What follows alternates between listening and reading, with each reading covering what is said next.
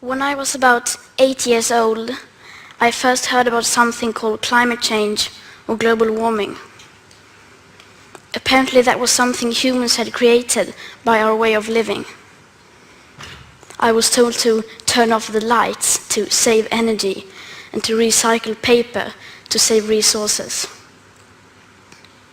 I remember thinking that it was very strange that humans, who are an animal species among others, could be capable of changing the Earth's climate.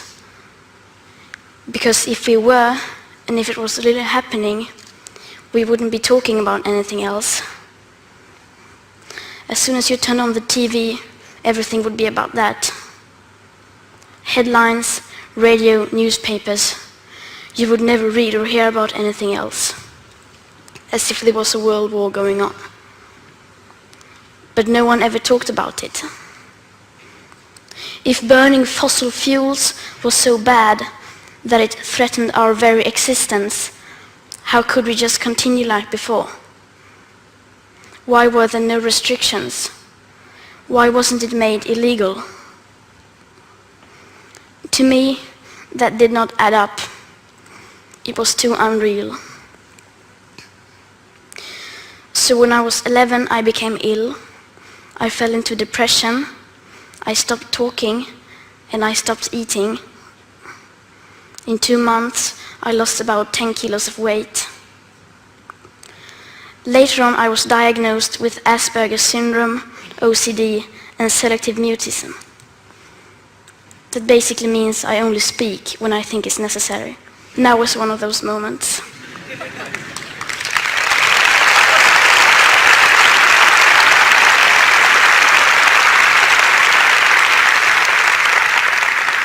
For those of us who are on the spectrum, almost everything is black or white. We aren't very good at lying, and we usually don't enjoy participating in the social game that the rest of you seem so fond of. I think in many ways that we autistic are the normal ones, and the rest of the people are pretty strange. Especially when it comes to the sustainability crisis, where everyone keeps saying that climate change is an existential threat and the most important issue of all, and yet they just carry on like before. I don't understand that, because if the emissions have to stop, then we must stop the emissions. To me, that is black or white. There are no gray areas when it comes to survival. Either we go on as a civilization or we don't. We have to change.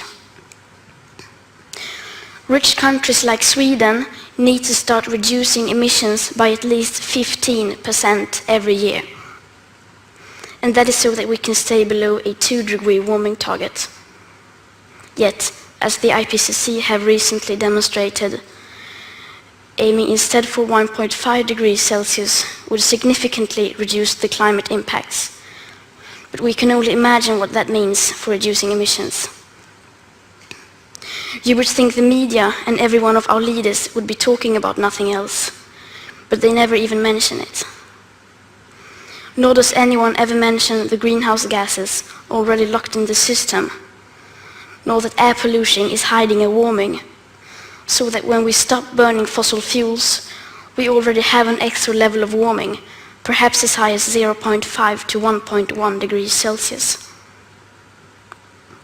Furthermore, does hardly anyone speak about the fact that we are in the midst of the 6th mass extinction, with up to 200 species going extinct every single day. That the extinction rate is today between 1,000 and 10,000 times higher than what is seen as normal. Nor does hardly anyone ever speak about the aspect of equity or climate justice, clearly stated everywhere in the Paris Agreement, which is absolutely necessary to make it work on a global scale. That means that rich countries need to get down to 0 emissions within 6 to 12 years with today's emission speed. And that is so that people in poorer countries can have a chance to heighten their standard of living by building some of the infrastructure that we have already built, such as roads, schools, hospitals, clean drinking water, electricity, and so on. Because how can we expect countries like India or Nigeria to care about the climate crisis if we, who already have everything, don't care even a second about it or our actual commitments to the Paris Agreement? So, why are we not reducing our emissions? Why are they in fact still increasing? Are we knowingly causing a mass extinction? Are we evil? No, of course not. People keep doing what they do because the vast majority doesn't have a clue about the actual consequences of our everyday life. And they don't know the rapid changes required. We all think we know, and we all think everybody knows, but we don't. Because how could we? If there really was a crisis, and if this crisis was caused by our emissions, you would at least see some signs. Not just flooded cities, tens of thousands of dead people, whole nations leveled to piles of torn down buildings. You would see some restrictions. But no. And no one talks about it. There are no emergency meetings, no headlines, no breaking news. No one is acting as if we were in a crisis. Even most climate scientists or green politicians keep on flying around the world, eating meat and dairy. If I live to be 100, I will be alive in the year 2103. When you think about the future today, you don't think beyond the year 2050. By then, I will, in the best case, not even have lived half of my life. What happens next? The year 2078, I will celebrate my 75th birthday. If I have children or grandchildren, maybe they will spend that day with me. Maybe they will ask me about you, the people who were around back in 2018. Maybe they will ask why you didn't do anything while there still was time to act. What we do or don't do right now will affect my entire life and the lives of my children and grandchildren. What we do or don't do right now, me and my generation can't undo in the future. So when school started in August this year, I decided that this was enough. I sat myself down on the ground outside the Swedish Parliament. I school striked for the climate. Some people say that I should be in school instead. Some people say that I should study to become a climate scientist so that I can solve the climate crisis.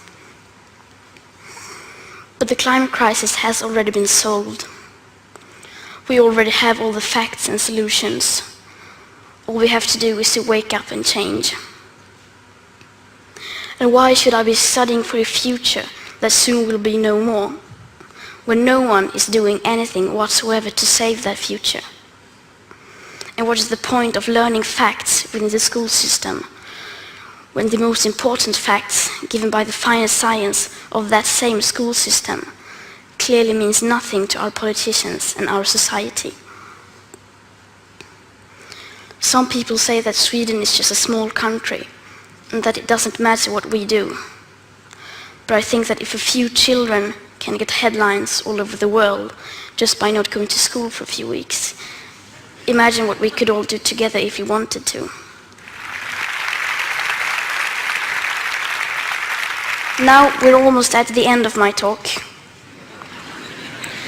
And this is where people usually start talking about hope. Solar panels, wind power, circular economy, and so on. But I'm not going to do that. We've had 30 years of pep talking and selling positive ideas. And I'm sorry, but it doesn't work. Because if it would have, the emissions would have gone down by now. They haven't. And yes, we do need hope. Of course we do. But the one thing we need more than hope is action. Once we start to act, hope is everywhere. So instead of looking for hope, look for action. Then, and only then, hope will come. Today, we use 100 million barrels of oil every single day. There are no politics to change that. There are no rules to keep that oil in the ground. So we can't save the world by playing by the rules, because the rules have to be changed. Everything needs to change, and it has to start today. Thank you.